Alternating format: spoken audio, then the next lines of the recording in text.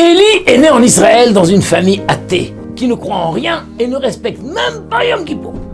Même sa bar mitzvah n'a pas été célébrée. Vers l'âge de 15-16 ans, Élie commence à se poser des questions et à traîner avec tout un tas de gens louches. Il cause beaucoup de soucis à ses parents, car il ne veut pas servir dans l'armée.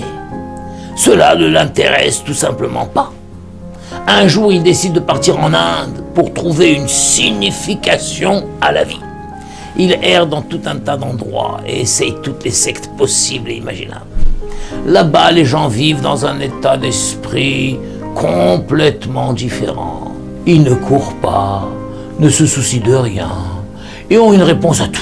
Et ils y rencontrent des moines qui exercent un exceptionnel contrôle sur leur vie.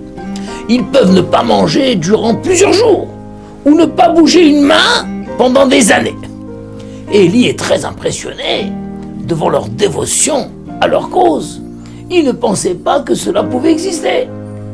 Il fait partie d'une génération gâtée qui n'a jamais fait d'effort pour rien.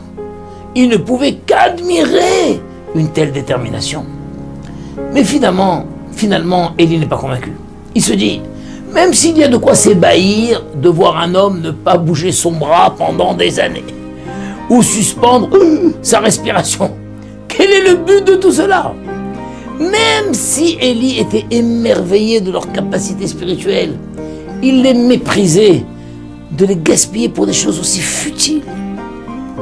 Élie continue alors son voyage jusqu'à arriver chez le Dalaï Lama, l'un des rares dirigeants de ce monde à ne pas vouloir entendre parler de violence, même pour se défendre.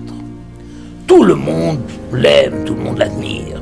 Il a également reçu le prix Nobel pour son attachement inflexible à la paix. Élie est fasciné par sa personnalité. Il vient tous les jours écouter son sermon à 4h30 du matin.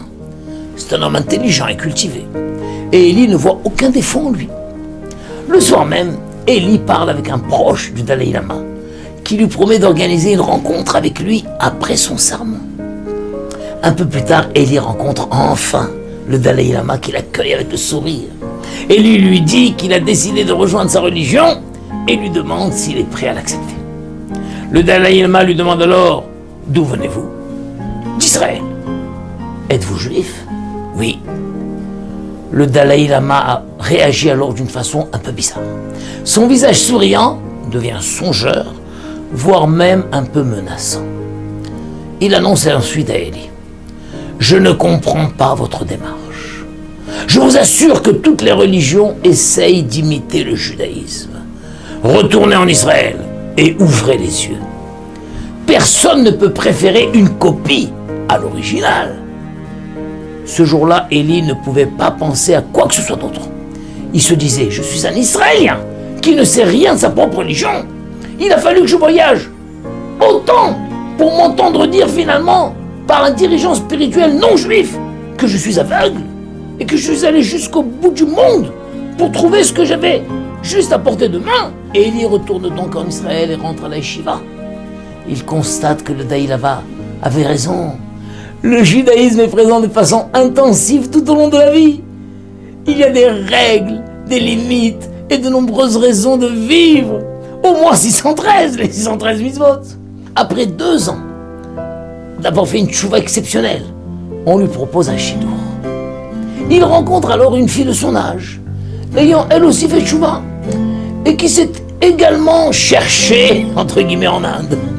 Ils se découvrent les mêmes doutes, un même dépit de la vie, une même recherche de sens et un même retour aux sources. Après quelques rencontres, Élie informe la chatranite qu'il souhaite conclure le shidour positivement. Et effectivement, ils se fiancent peu après. Immédiatement après les fiançailles, Élie s'adresse à la chatranite pour lui régler ses honoraires.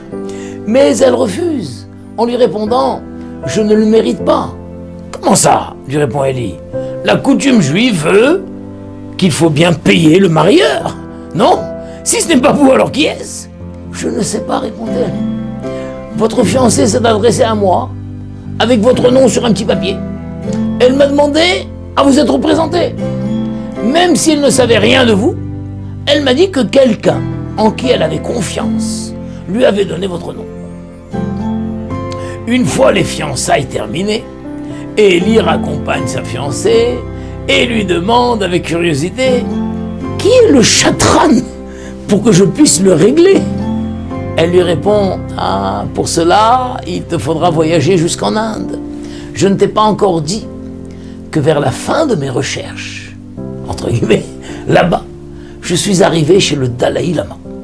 Il m'a énormément impressionné et je voulais suivre sa voie. Lorsqu'il m'a rencontré, il m'a dit que dans la mesure où j'étais juive, je ne devais pas échanger de l'or contre de l'argent et que je devais reprendre contact avec mes propres racines. Il s'est entretenu à voix basse avec l'un de ses secrétaires, lequel s'est absenté quelques minutes avant de réapparaître avec une petite carte de visite. Le Dalai Lama a recopié le nom d'une personne sur un morceau de papier et il m'a dit « C'est ton âme sœur ». Je suis revenu en Israël et je suis entré dans un internat pour jeunes filles en cours de Tchouva. Mon parcours a été facile et rapide. C'est comme si je découvrais la lumière. Au bout d'un an, j'ai décidé de partir à ta recherche. Je me suis adressé à de nombreux marieurs en leur disant ton nom, mais ils ne t'ont pas trouvé.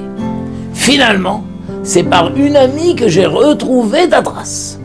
Dès la première rencontre, j'ai compris que le Dalai Lama était un chatran professionnel. Il a exactement compris ce que je recherchais et a inscrit ton nom sur ce papier. Élie est maintenant marié depuis 10 ans et a 4 enfants. Il s'investit dans l'étude de la Torah toute la journée et sa femme est une maîtresse de maison hors pair.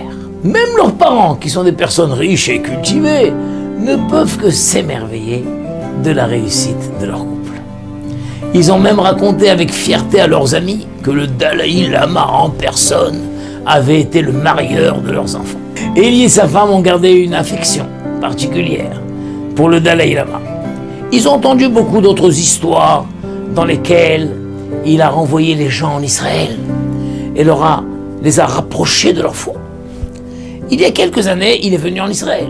Élie voulait vraiment le rencontrer pour le remercier. Mais sa femme lui dit « Je crois qu'il ne le voudrait pas ». Il savait qu'elle avait raison.